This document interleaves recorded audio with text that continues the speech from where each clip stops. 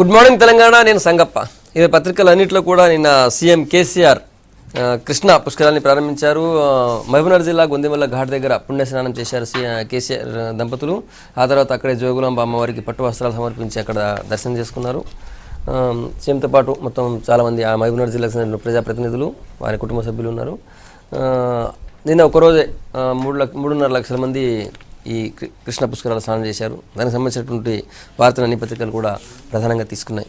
ఇక రెండవ వార్త చూసినట్టయితే ఈ మైనారిటీ అంటే ముస్లిం తర్వాత ఎస్టీ రిజర్వేషన్లకు సంబంధించి రిజర్వేషన్ల పెంపుకు సంబంధించి ప్రభుత్వం వేసినటువంటి కమిటీలు సుధీర్ తర్వాత చెల్లప్ప కమిటీలు నిన్న సీఎం కేసీఆర్కి ఈ రెండు సామాజిక వర్గాలకు సంబంధించి వారి సామాజిక ఆర్థిక పరిస్థితులపై రిపోర్ట్ ఇచ్చాయి.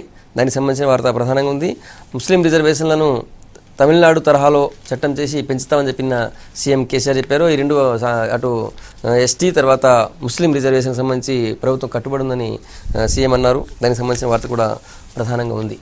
ఆ తర్వాత మూడో వార్త చూసినట్టయితే నిన్న ఈ కొత్త జిల్లాల ఏర్పాటుకు సంబంధించినటువంటి ఏర్పాటైనటువంటి సబ్ కమిటీ నిన్న అధికారులు ప్రజాప్రతినిధులతో భేటీ అయింది. ముఖ్యంగా నిన్న 3 జిల్లాలకు సంబంధించినటువంటి ప్రజాప్రతినిధులతో భేటీ జరిగింది. కొన్ని చోట్ల సరిహద్దులు మార్చేటువంటి విషయంలో కూడా చర్చించారు. ఆ వార్త కూడా ప్రధానంగా ఉంది. ఇంకోటి జాతీయ వార్తల్లో ఈ జడ్జీల నియామకాలు తర్వాత వాళ్ళ బదిలీలో నెలకొన్నటువంటి ఆ జాప్యం విషయంలో సుప్రీంకోర్టు చాలా ఫైర్ అయింది గవర్నమెంట్ మీద, సెంట్రల్ గవర్నమెంట్ మీద. కొలీజియం సిఫార్సులు ఏమైనాయి, తర్వాత మొత్తం న్యాయ వ్యవస్థను నిలిపేయాలి, మీరు చూస్తున్నారు, ఎందుకు ఈ బదిలీలు ఆపేస్తున్నారు, ఇంకా చేయట్లేదని చెప్పి కేంద్ర ప్రభుత్వంపై సుప్రీంకోర్టు చాలా సీరియస్గా ప్రశ్నించింది. ఆ వార్త కూడా ప్రధానంగా ఉంది. ఇవి మెయిన్గా ఉన్నటువంటి వార్తలు. మనతో ఈ రిజర్వేషన్ ఇష్యూకి సంబంధించి మాట్లాడడం ముందు చర్చలో బీజేపీ నుంచి అల్జాపూర్ శ్రీనివాస్ గారు, తర్వాత టీడీపీ నుంచి అనూష గారు, టీఆర్ఎస్ నుంచి ఎర్రల శ్రీనివాస్ గారు, తర్వాత కత్తి వెంకటస్వామి గారు కాంగ్రెస్ పార్టీ మనతో ఉన్నారు. వెంకటస్వామి గారు, రిజర్వేషన్కి సంబంధించి ప్రభుత్వం ఇచ్చిన మాట కట్టుబడి ఉన్నాం.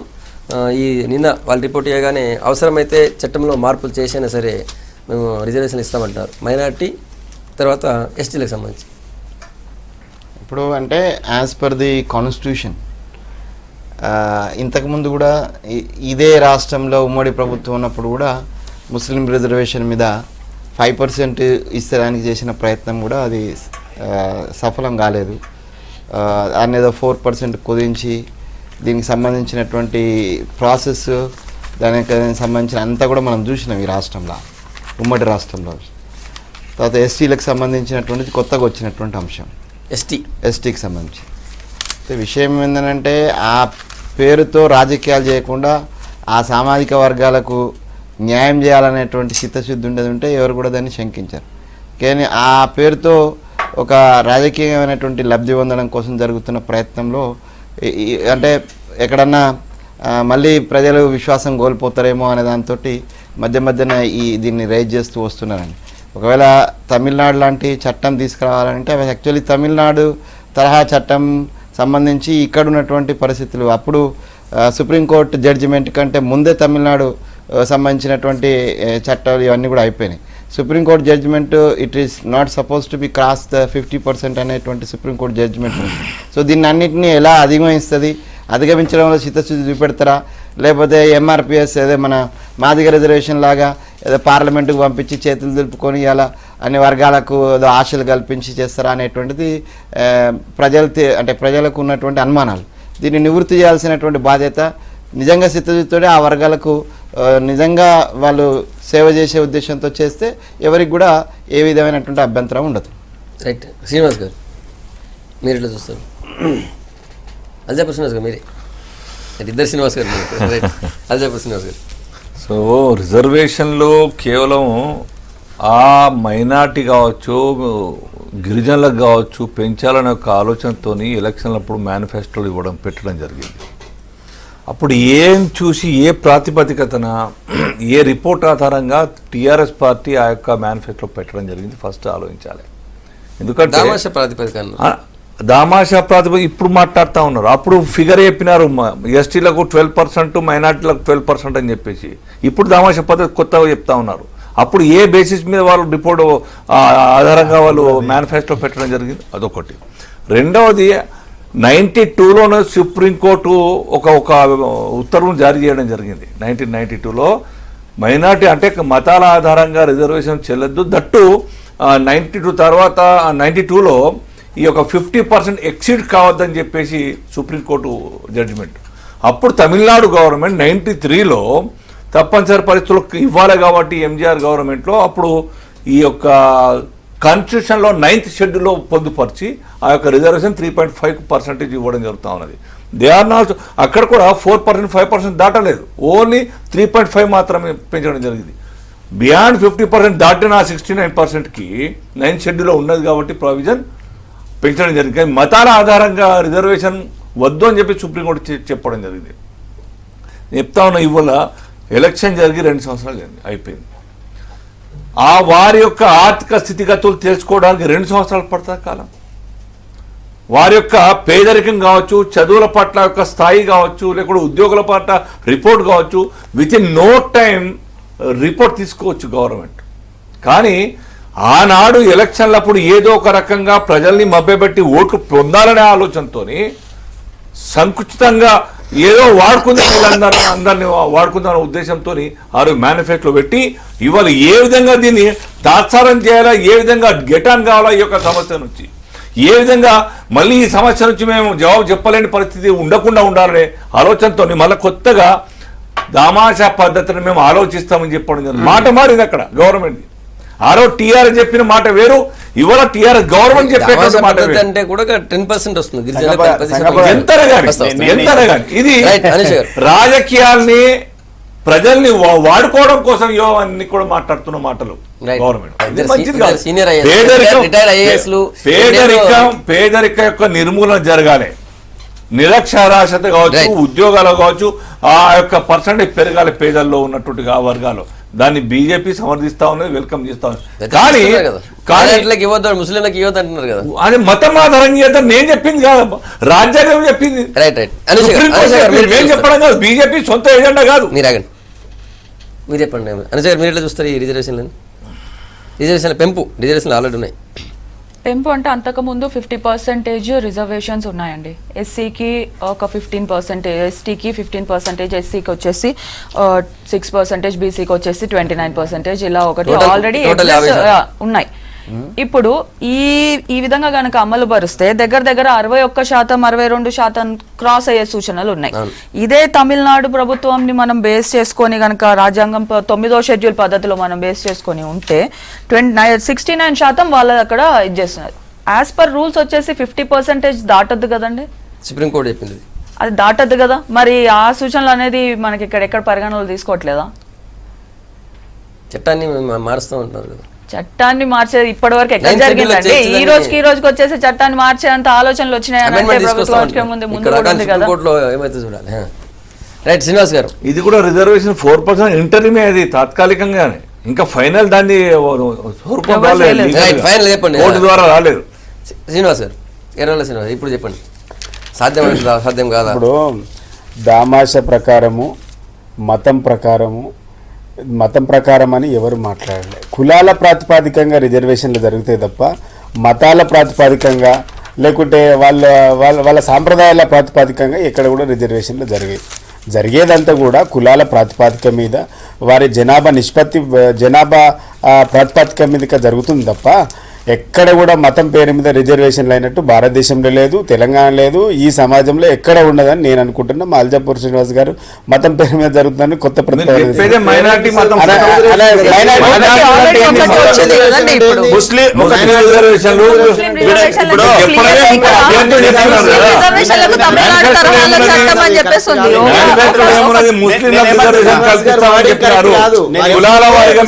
స్టడీ చేస్తాం, కులాల వారిగా మేము ఆర్థిక స్థితిగతులు చూస్తామని చెప్పలేదు.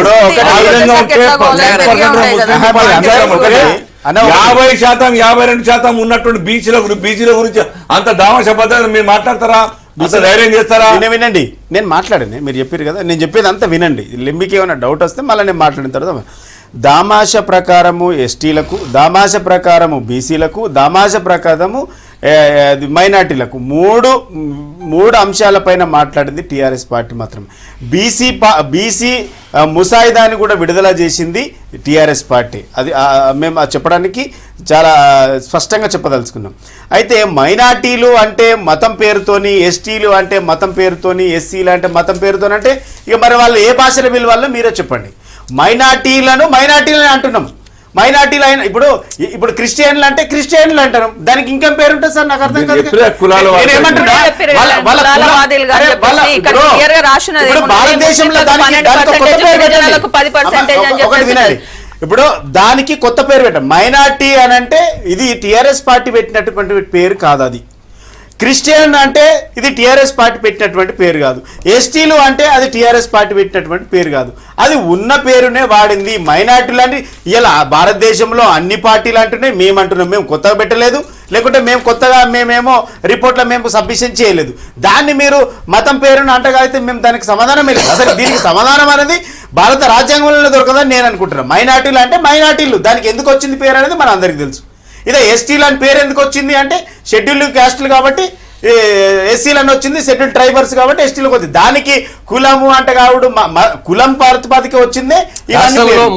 దానికి మతం పేరు అనేది రెండో విషయం. ఆర్థిక సామాజిక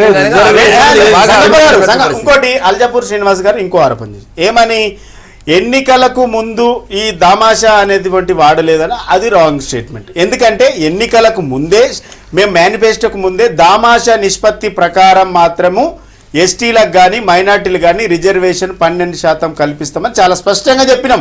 మీరు మా మేనిఫెస్టోలో చదువుకోండి, మేము కాదంటే.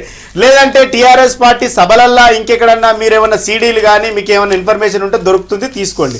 దాన్ని రాజకీయంగా వాడుకున్నారు, ఓట్ల కోసం వాడుకున్నారు, సీట్ల కోసం వాడుకున్నారు, గవర్నమెంట్ రావడానికి వాడుకున్నారు, తెలంగాణ ఉద్యమానికి ఇవన్నీ రాంగ్ స్టేట్మెంట్. ఇవన్నీ చెప్తా నేనేమంటున్నా, జనాభా నిష్పత్తి బీసీల ముసాయిదాను కూడా తయారు చేసింది టీఆర్ఎస్.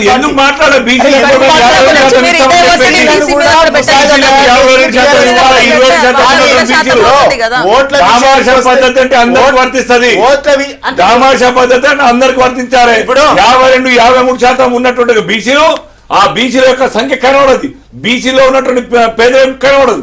కానీ ముస్లింలను బీసీలుగా కన్వర్ట్ చేస్తూ బీసీలకు రిజర్వేషన్ ఇచ్చేటువంటి మాట మాట్లాడు. రిజర్వేషన్ అనేది మేము చాలా స్పష్టంగా చెప్పినామన్నా. 12% వాళ్ళ దామాషా నిష్పత్తి ప్రకారము అధ్యయనం చేసి వేస్తాము అని చెప్పినాము. దాని ప్రకారం ఒక కమిటీ వేసిరు, నడుస్తూ ఉన్నది. ఎస్టీలకు కూడా గ్రామ పంచాయతీ కూడా గ్రామ పంచాయతీ చేస్తామన్నాము, అది కూడా నడుస్తూ ఉన్నది. మేము చేస్తా ఉన్నాము, దాన్ని అడ్డుకుంటా ఉన్నారు. గవర్నమెంట్ అయినా మీరే తెలుగుదేశం, బీజేపీ, కాంగ్రెస్ ఎవరు ప్రజలు ఆర్థికంగా సామాజికంగా ఎదగడానికై ప్రభుత్వం యొక్క స్కీమ్స్ ఇంట్రడ్యూస్ చేయాలి. వారి పట్ల చిత్తశుద్ధితోని చదువులో కావచ్చు, ఉద్యోగాలు కావచ్చు, లేకుంటే ఉపాధి కలిగే విధంగా ప్రోగ్రామ్ తీసుకోవాలి తప్ప రిజర్వేషన్ ఇస్తూ రిజర్వేషన్ మాట్లాడరు. సీను అన్నట్టుగా అసలు ఎవరు కూడా ఈ రిజర్వేషన్ ఈ 2 సంవత్సరాల్లో ఇస్తామని అంటే ఆపలే. పైపెచ్చు ప్రతిపక్షాలన్నీ కూడా ఎట్లా ఇస్తారో చెప్పండి, తొందరగా ఇవ్వండి అని అన్నాయి. అది కాంగ్రెస్ కావచ్చు, ఇంకోటి కావచ్చు. అయితే ఇక్కడ ప్రాతిపదిక అనే మాట చెప్తున్నప్పుడు ముస్లింకు సంబంధించినటువంటి 12% రిజర్వేషన్. అంటే being a political party you should have the, అంటే మీరు మేనిఫెస్టోలో పెడుతున్నప్పుడు మీరు ఏ నియమాల ప్రకారం దేని ప్రకారం 12% ఇస్తారన్నారని ఆవిడ లెక్క తేలాల. అదే దామాషా ప్రకారం ఒకవేళ మీరు 12% రిజర్వేషన్ నోటికి వచ్చింది కాబట్టి అట్లనేటువంటి ఎస్టీది, అదే ఎస్టీలు మేము 9.7 ఉన్నాము, మాకు అది ఇచ్చినా చాలనేటువంటిది ఇలా కొట్లాడుతున్నటువంటి స్థితి ఉన్నది. కాబట్టి దీంట్లో అప్పటికి పబ్బం కట్టుకోవడానికి ఇచ్చినటువంటి పర్సెంటేజీలు తప్పితే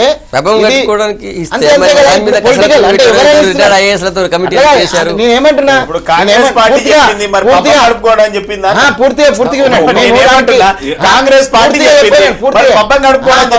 అప్పటికప్పుడు చెప్పి ఇప్పుడు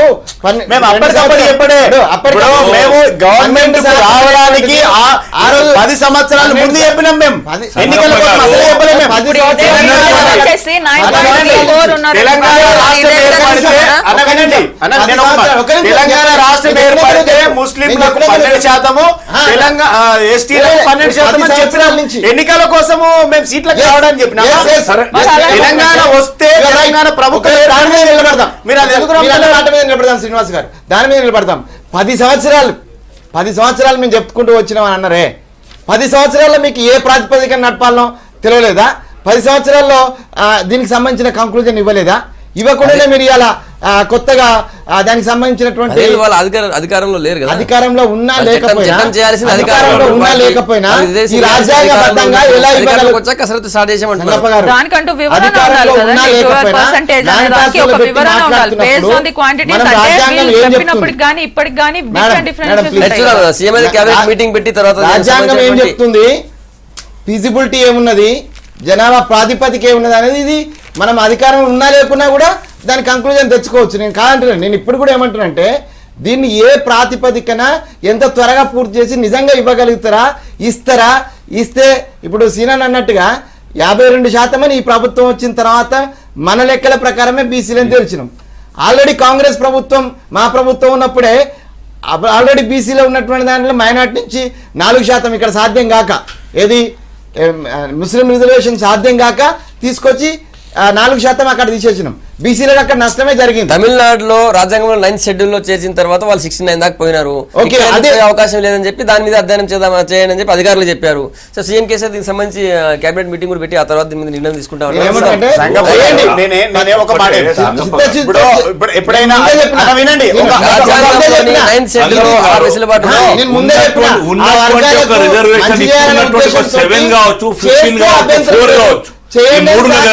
ఎస్సీలకు 15, 7 ఎస్టీలకు 6.5, మన బీసీలకు 27 రిజర్వేషన్. ఈ రిజర్వేషన్లకు ఎంత మేరకు న్యాయం జరిగింది ఇప్పుడు స్టడీ ముందర అది వేరేది. ఇప్పుడు న్యాయం చేయలేదు, ఓట్ల గురించి తప్ప అది వేరే ఇష్యూ. కానీ మొత్తానికైతే తమిళనాడులో అవకాశం ఉన్నప్పుడు వాళ్ళు 69 దాకా పోయినప్పుడు మనం 62% దాకా ఎందుకు పోలేము? అవకాశం ఉంటుంది. అత్యంత దుర్భరంగా బతుకుతున్నటువంటి ముస్లింలని వాళ్ళకి మంచి అవకాశం ఇస్తే 12% రిజర్వేషన్ ఇస్తామన్నారు, ఇవ్వండి అనే కొట్లాడుతున్నాం మేము కూడా. 11%, 12% ఇవ్వమని అడుగుతున్నాం మేము. మీరు వాగ్దానం చేసినారు, ఇవ్వండి. దానికి విధి విధానాలను ఉట్టి కంటి తుడుపుగా వద్దు. ఇప్పుడు వచ్చింది రిపోర్ట్ వచ్చింది అంటున్నారు. క్యాబినెట్ నేను ఏమంటున్నా, ఈ వర్గాలకు మంచి చేసే ఉద్దేశంతో చేసే ఏ పనిని కూడా ప్రతిపక్షంగా అడ్డుకోవటం. మాట్లాడి ఎందుకంటే వాళ్ళ ముగ్గురు నేను ఒక్కరిని చెప్పాలి కదా. అయితే నేనేమంటున్నా, అధ్యయనం చేయడానికి మనం పార్టీగా ఉండడానికి, ప్రభుత్వం ఉండడానికి చాలా వెసులుబాటు ఉంటుంది. ఒక పార్టీగా చేయడానికి, ఒక ప్రభుత్వంగా యంత్రాంగంతో చేయడానికి చాలా వేరియేషన్ ఉంటుంది. దానికి మీకు అర్థం కాకపోతే నేనేం చేయాలి? టీఆర్ఎస్ పార్టీ ఆరంభం తర్వాతనే ఇదంతా అధ్యయనం చేసి ఎస్టీలకు ఎంత అన్యాయం జరిగింది, బీసీలకు ఎంత అన్యాయం జరిగింది, మైనార్టీలకు ఎంత అన్యాయం జరిగింది ఒక అధ్యయనం చేసి మేము ఎన్నికలకు మేనిఫెస్టోలో మేము తెలంగాణ రాష్ట్రం ఏర్పడితే, తెలంగాణ ప్రభుత్వం ఏర్పడితే ఇది చేస్తామని చెప్పినాం. అదేవిధంగా క్యాబినెట్లో పెట్టినాం. దాని విధంగా మనం కమిటీ వేసినా, కమిటీ రిపోర్టును బట్టి ఆధారంగా చేసుకొని రకరకాల అభిప్రాయాలు తీసుకొని వివిధ రాష్ట్రాలలో ఉన్నటువంటి ప్రతిపాదనలు ఏమున్నాయి అవన్నీ తీసుకొని కూడా చేసుకుంటాము. దానికి మీరు ముస్లిం అనేసి మతం రంగు పెట్టి, ఎస్టీలు అనేసి కులం రంగు పెట్టి చేసి అడ్డుకుంటాము అని అంటే మీరు అడ్డుకోండి. ప్రధానమంత్రి వస్తే అడ్డుకుంటారు, మీరు అభివృద్ధిని అడ్డుకుంటారు,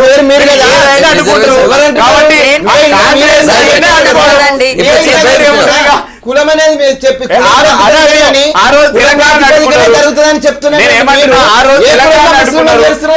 ఇప్పుడు తెలుగుదేశం చేయాల్సినటువంటి పనులు కాంగ్రెస్ పార్టీ చేస్తున్నది చాలా బాధాకరం. ఇక అంతకంటే ఏముంటది? అభివృద్ధిని అడ్డుకుంటాం, ప్రధాని అడ్డుకుంటాం, ఒకటి ఇవన్నీ కూడా ఏ మాటలు ఎట్లా అంటే అభివృద్ధిని అభివృద్ధి చేయడానికి చిత్తచిత్తను ప్రాజెక్టులను అడ్డుకుంటారు. కొత్త జిల్లాల కసరత్తు వేగవంతమైంది. నిన్న 3 జిల్లాలకు సంబంధించి ప్రజాప్రతినిధులు ఆ జిల్లా కలెక్టర్లతో మీటింగ్ జరిగింది.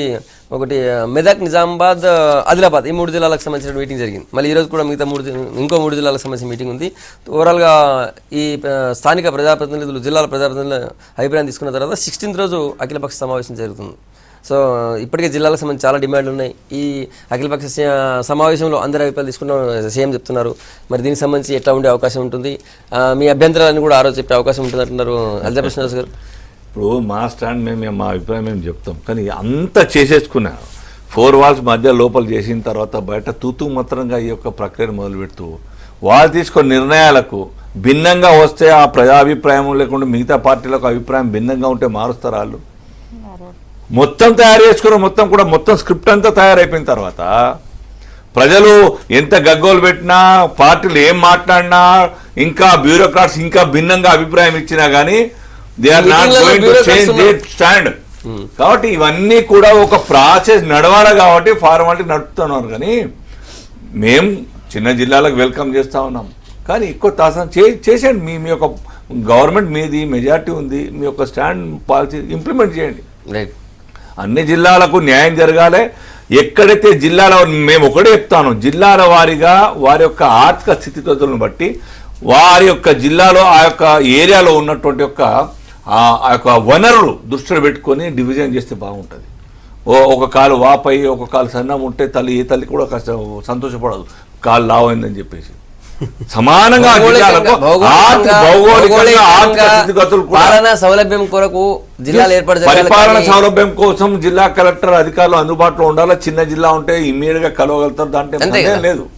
కానీ దాంతో పాటు కూడా ఆ జిల్లాలో ఉన్నటువంటి ఆర్థిక స్థితిగతులు, ఇప్పుడు వరంగల్ ఆదిలాబాద్ జిల్లాలో ఉంది, మొత్తం coal belt, Karimnagar coal belt ఉన్నది. ఆ వనరులు ఉపాధి దృష్ట్యా, ఎంప్లాయ్మెంట్ దృష్ట్యా, బిజినెస్ డెవలప్మెంట్ దృష్ట్యా ఇవన్నీ ఉంటాయి. ఇవన్నీ కూడా కొన్ని జిల్లాల వారీగా మార్పులు తీసుకురావాల్సిన అవసరం ఉన్నది. మహబూబ్నగర్ జిల్లాలో మార్పు ఉన్నది, వరంగల్ జిల్లాలో మార్పు ఉన్నది, కానీ ఎక్కడ కూడా స్పందన లేదు. చేసిందాక బయటపడే పరిస్థితి లేదు. రైట్, అనుష గారు మీరెట్లా చూస్తారు? ఏమున్నదని చూడడానికి ఆల్రెడీ ముచ్చట్లన్నీ అయిపోయినాయి. ముచ్చట్లన్నీ అయిపోయినాక నాకు అదే అంత పెళ్ళంతా అయిపోయినాక మా ఇంట్లో ఇప్పుడు పెళ్లి తంతు జరుగుతుంది వచ్చి చూసిపోండి అంటే ఏం చూసిపోతామండి? ఇది ఇట్లనే ఉన్నది.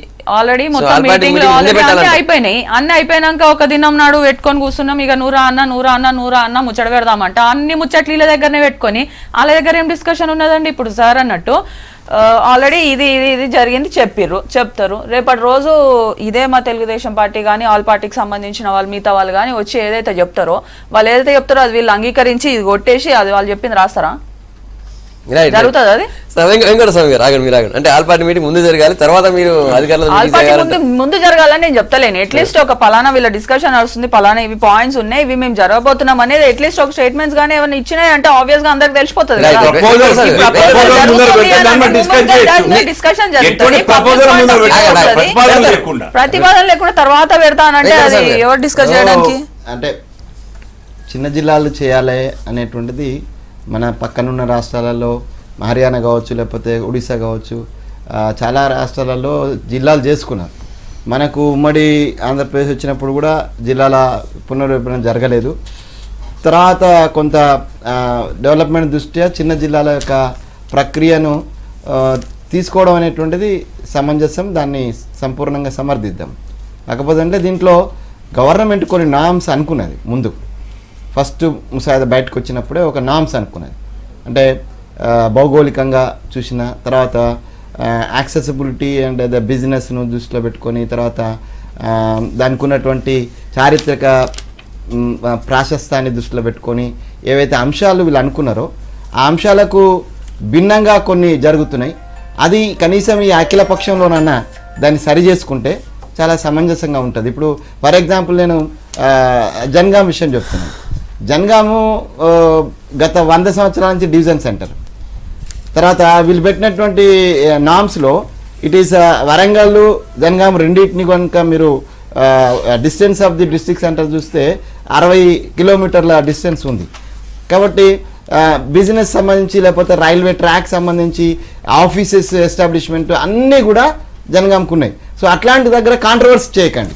దాన్ని పదే మాన్య కేసీఆర్ గారు పదే జనగాం జిల్లా చేస్తున్నాం అనేటువంటిది అనేక సందర్భాల్లో అన్నటువంటి సందర్భాలు ఉన్నాయి. సో ఈ అన్నిటిని దృష్టిలో పెట్టుకొని కాంట్రవర్సీ, మోర్ కాంట్రవర్సీ ఇప్పుడు కూడా నేను అనుకోవడం 90% కాంట్రవర్సీ లేదు.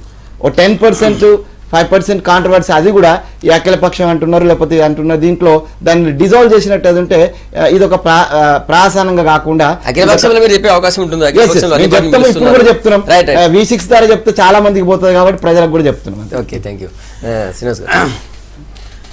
ముఖ్యమంత్రి గారు ముందుగానే చెప్పిండు, కొత్త జిల్లాల నేటి పరిపాలన సౌలభ్యం కోసం ప్రజల ఆర్థిక స్థితిగతులపైన లేకుంటే అక్కడ ఉన్నటువంటి పరిస్థితులపైన ప్రభావం పడకుండా ప్రజలకు అందుబాటులో పరిపాలన ఉండాలనేటువంటి ఒక లక్ష్యంతో చేస్తున్నటువంటి కార్యక్రమం. ఇప్పుడు దాన్ని కూడా మనము విమర్శనాత్మకంగా తీసుకోకుండా సలహాలు ఇవ్వద్దని ఎవరు కూడా చెప్పలే, అభిప్రాయాలు చెప్పొద్దని ఎవరు కూడా చెప్పలే. ఇలా ప్రజల అవసరాల కోసం మాత్రమే చేస్తామని ప్రభుత్వం చెప్పింది. మీరు దాన్ని విషయం చెప్పాల్సింది చెప్పకుండా మొత్తం డిజైన్ అయిపోయినాక ఏం బయట పెట్టిండ్రు? ఇప్పుడు 6 నెలల నుంచి నడుస్తుంది, దాంట్లో మీరు చెప్పాలి. ఇప్పుడు సపోజ్ భువనగిరి మాకు జిల్లా కావాలనేసి మోతుపల్లి నరసింహులు గారు వెళ్ళారు, ఇట్లా చాలామంది వెళ్ళారు, పొన్నా లక్ష్మయ్య గారు వెళ్ళిండ్రు, అక్కడ వరంగల్లో మన భూపాలపల్లి నుంచి గండ్ర వెంకటరమణ రెడ్డి, అంటే చాలామంది నాయకులు వెళ్ళి కలిసిండ్రు, అభిప్రాయాలు చెప్పిండ్రు. దాని మీద ఒక చర్చ నడుస్తూ ఉన్నది. ఆ చర్చ నడుస్తున్నటువంటి క్రమంలో నిజాలు బయటపడడానికి ఒక యంత్రాంగము, దానికి ఒక సిస్టము, దానికి ఒక పద్ధతి, వాళ్ళంతా ఒక కమిటీ రూపంలో నడుస్తూ ఉన్నది. ఇప్పుడు మొత్తానికి అయిపోయింది జిల్లాలు అంటే అభిప్రాయాలు చెప్పండి. ఇప్పుడు మనము చిన్న కుటుంబము చింతలేని కుటుంబం అంటాం. ఇలా పరిపాలన కూడా మనకు నియర్ బై అంటే ఒక జిల్లాను 2 జిల్లాలుగా కావడం వల్ల ఒక నియోజకవర్గము నియర్ బై ఉండడం వల్ల అక్కడ ప్రజలకు కానీ, ఇప్పుడు ఫర్ ఎగ్జాంపుల్ ఆదిలాబాద్లో ఉన్నటువంటి ఆదిలాబాద్ జిల్లా హెడ్ క్వార్టర్ అయితే మంచిర్యాలలో ఉన్న వాళ్ళు బెల్లంపల్లి పోవడానికి 250 కిలోమీటర్లు. అంటే పెట్టండి మేము ఇట్లా అనుకుంటున్నాం, ఈ జిల్లా ఈ జిల్లా ఈ జనాభా ఈ జిల్లా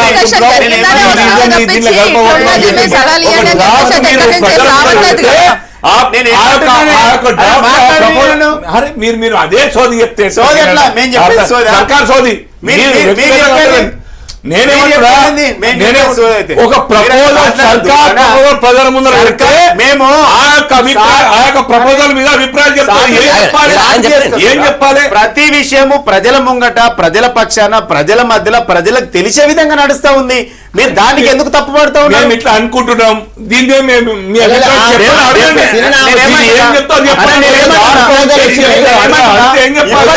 ఇప్పటికైనా మీ అభిప్రాయాలు చెప్పండి. ఈ విధంగా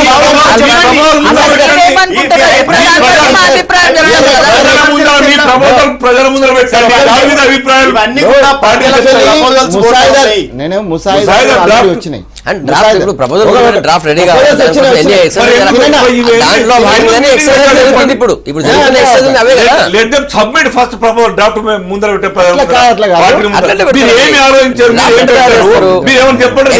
ఎక్సర్సైజ్ లేకుండా ప్రపోజల్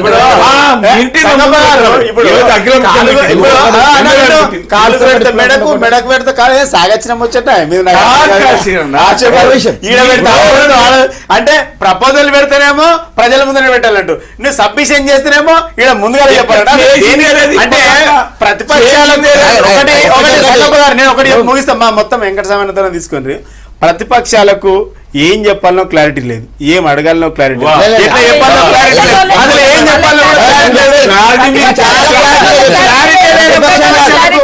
ఒక సబ్జెక్ట్ మీద ఒక అంశం మీద ఒక విషయం పైన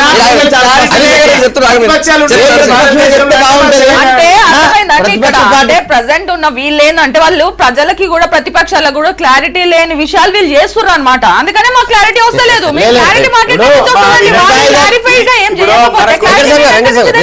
ముసాయిదాలు ఇప్పటిది దాదాపుగా ముసాయిదా లీకేజ్ అంటారా, ముసాయిదా అంటే కొద్దిగా ఇది అఫీషియల్ కూడా విడుదల చేసినటువంటి 2-3 సందర్భాలు ఉన్నాయి. అఫీషియల్ గా ఇప్పటిదాకా ఏ జిల్లాలు వస్తున్నాయని రాలేదు, వార్తలు వస్తున్నాయి.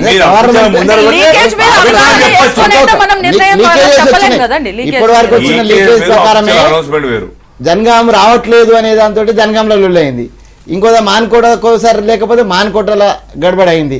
ఇట్లా చాలా అయినాయి. అంటే ప్రభుత్వము ఇప్పటికైనా అంటే కరెక్ట్ ముసాయిదా ఏందనేటువంటిది ముందుకు తీసుకొస్తున్నానని చెప్తున్నారు, సంతోషం.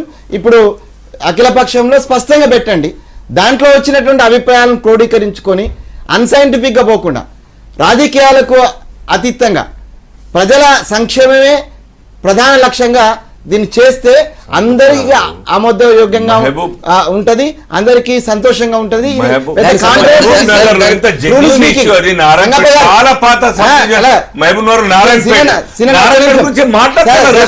ఇప్పుడు అసలు ఇది అది పెద్ద కాంట్రవర్షియల్ ఇష్యూ కాదు, ఇది వాస్తవంగా చెప్పాలంటే. ఎందుకంటే భౌగోళికంగా ఏముంటుందో తెలుసు, ఇప్పుడు అక్కడ ఉన్నటువంటి వనరులు ఏందో తెలుసు. ప్రభుత్వానికి 2 సంవత్సరాలు అయింది కాబట్టి ఇప్పుడు ఈ ప్రభుత్వం వచ్చిన తర్వాత సేకరించుకోగలిగినటువంటి శక్తి ఉంది కాబట్టి ఇవన్నీ ఉన్నాయి కాబట్టి it is not a more controversial. It should not be utilised for the diversion politics. Politics అంటే మళ్ళీ వేరు, కానీ ఇప్పటిదాకా అయితే కలెక్టర్ ఒకటి విషయాన్ని డైవర్ట్ చేయాల్సిన అవసరం మాకు లేదు, విషయాన్ని పక్కదోవ పట్టించాల్సిన అవసరం లేదు. ప్రజలకు చెప్పిందే చేస్తున్నాం, చేసేదే చెప్తున్నాం. మీ అభిప్రాయాలను చెప్పమని అడిగిన అభిప్రాయం అనేది మీకు పక్కా లేదు, మీకు సమాచారం అనేది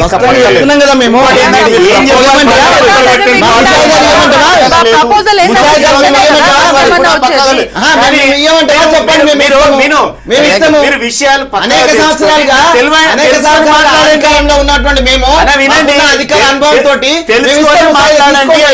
మేము ఇస్తే ముసాయిదా తీసుకుంటారా? ముసాయిదా మేము ఇస్తాం తయారు చేసి. ఇప్పటికే కలెక్టర్ మీటింగ్ జరిగింది, జిల్లాల వారీగా ముఖ్యంగా ఉద్యోగ సంఘాలతో కూడా ఉద్యోగ సంఘాల నాయకులు మీటింగ్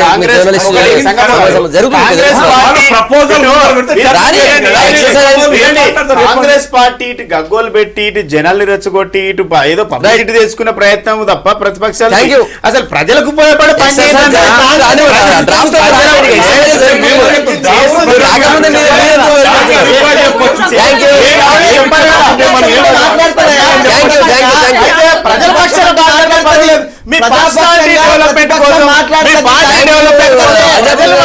అనూష గారు, ఎర్రవల శ్రీనివాస్ గారు, కత్త వెంకట స్వామి గారు, గుడ్ మార్నింగ్ తెలంగాణ. మీ అభిప్రాయం చెప్పినందుకు మళ్ళీ సోమవారం ఇదే టైం కలుద్దాం. Stay tune.